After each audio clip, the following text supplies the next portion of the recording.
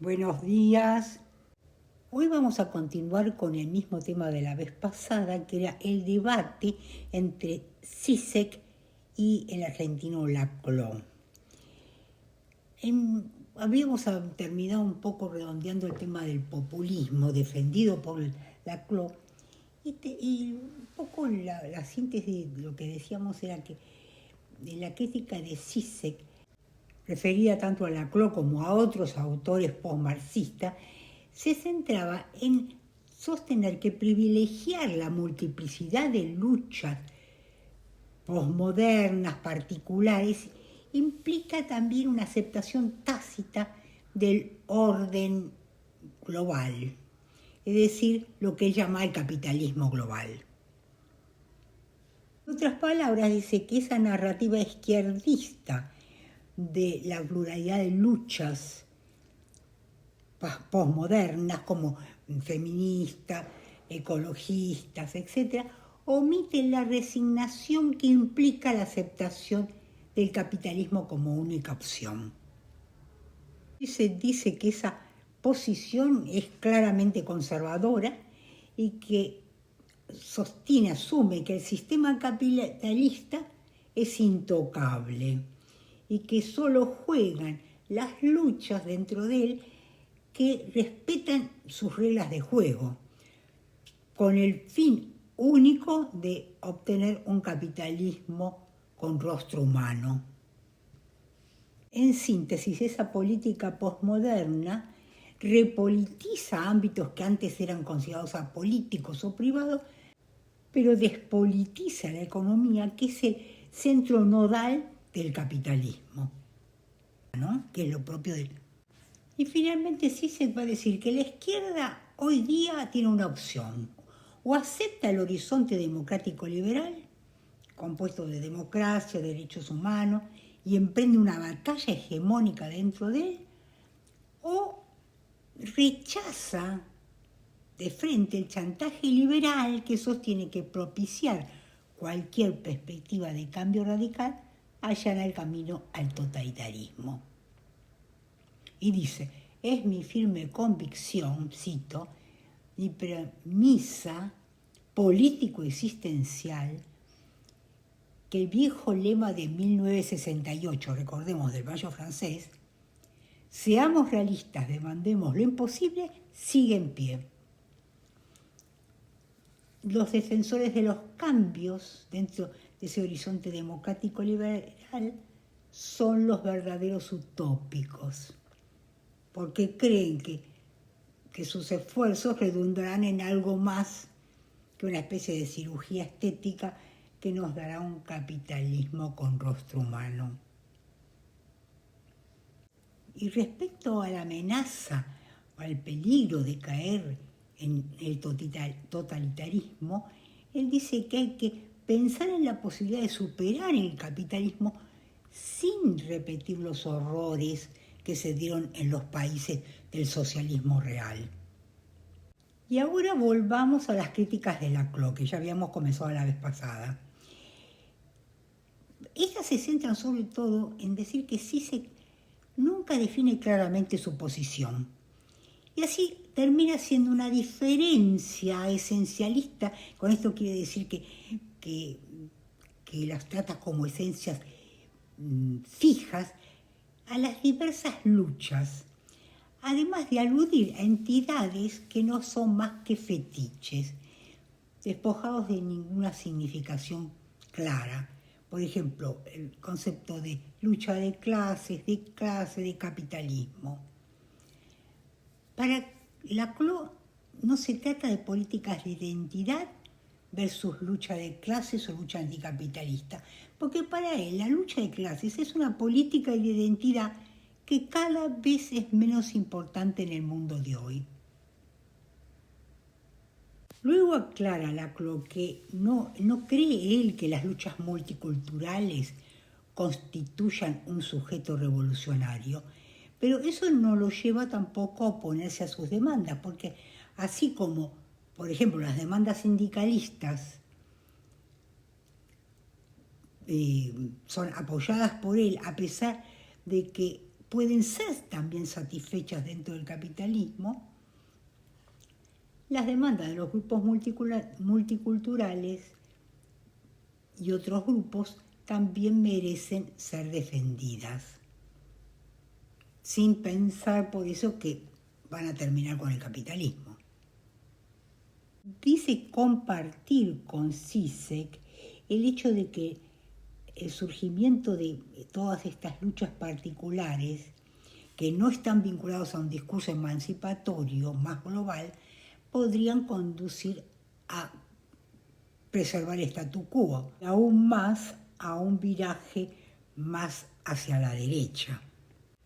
Pero esto, sin embargo, no legitima el volver a plantear la lucha de clases, que para él, en este mundo contemporáneo, no tiene ningún significado preciso.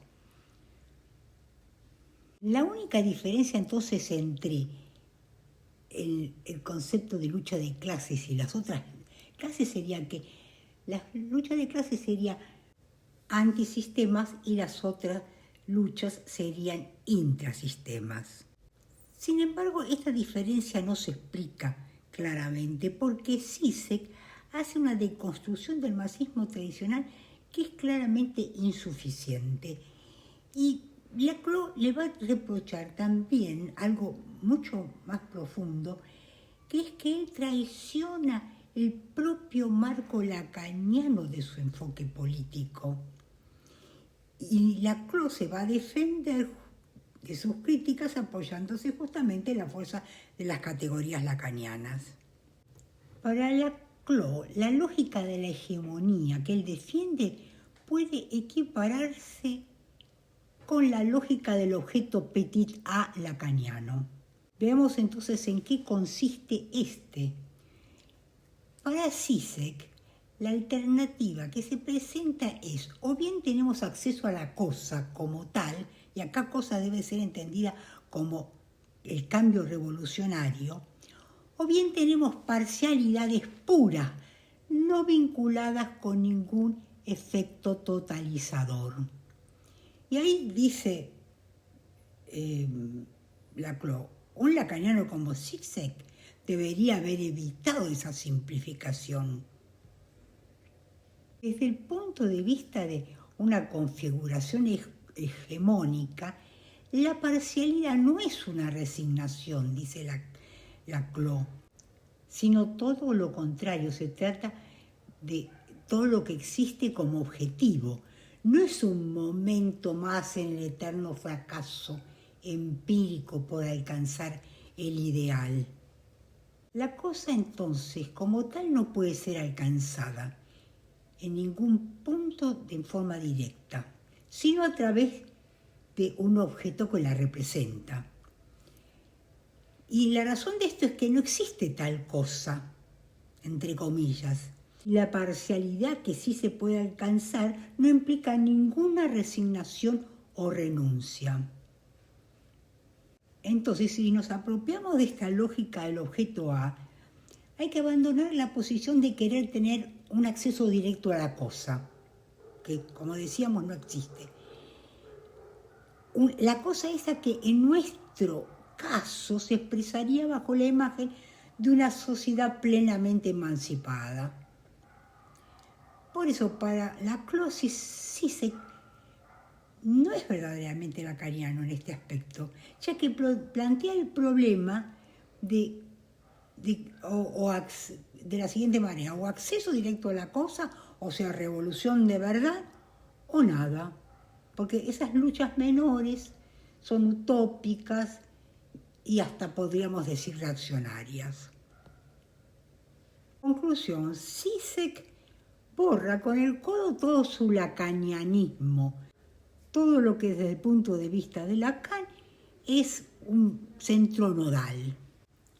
Laclau aclara, el punto relevante para nuestro tema es que lo pleno, la cosa freudiana, es inalcanzable. Es tan solo una ilusión que es sustituida siempre por objetos parciales que encarnan esa totalidad imposible. O sea, la cosa nunca se alcanza, lo que tenemos son objetos parciales. En palabras de Lacan, la sublimación consiste en elevar un objeto a la dignidad de la cosa con mayúscula. Y eso sería justamente la construcción hegemónica, que reproduce esos momentos en el cual una cierta particularidad asume la representación de una universalidad, que siempre se aleja. Entonces, como vemos, ese modelo de Zizek, de la falsa conciencia que podía ser revertida y transformada en una conciencia verdadera, es incompatible con esto de la construcción de hegemonía y también con el modelo lacaniano de objeto A. ¿Por qué? Porque en el modelo este de Zizek era posible el acceso a lo pleno, a lo completo, a la cosa con mayúscula, mientras que la lógica lacaniana concibe lo pleno, la cosa, como inalcanzable, porque en realidad no tiene contenido. Resulta entonces que por no ser totalmente lacaniano, no aceptar la lógica del objeto A para lo político, Zizek se mantiene una versión particular de ese esquema esencialista del marxismo clásico, el modelo base-superestructura. La conclusión de Laclau, entonces, es que los supuestos de Zizek generan en él una especie de nihilismo político. ¿Y qué es lo que está errado en su argumento? Sus mismas premisas, porque Zizek se niega a aplicar la lógica del objeto petit a, o sea, la lógica de la hegemonía, al pensamiento político, queda en un callejón sin salida, porque debe rechazar todas las luchas parciales, porque ellas son internas al sistema. Y puesto que la cosa, así con mayúscula, dentro de esa lógica lacaniana es inalcanzable, no puede apuntar a ningún actor histórico concreto para su lucha anticapitalista. En conclusión, Zizek no puede proveer ninguna teoría del sujeto emancipatorio. Esto implica entonces que el acto revolucionario no podría detenerse en ningún objeto objetivo parcial, porque el sistema capitalista es para Zizek el único objeto contra el cual debe dirigirse la lucha emancipatoria. La conclusión es entonces que dicha lucha es una lucha anticapitalista frontal y total. El problema, dice Laclau, es que Zizek en ningún momento da un ejemplo de lo que él considera una lucha anticapitalista. Inclusive dice en ciertos momentos Laclau que parece que estuviera pensando en una invasión de seres extraterrestres, una catástrofe ecológica. Es por esto que Laclau piensa que tendría algún sentido pensar que una posible consecuencia del pensamiento de Zizek daría como consecuencia, desde la filosofía, caer en la inacción, como una especie de nihilismo político.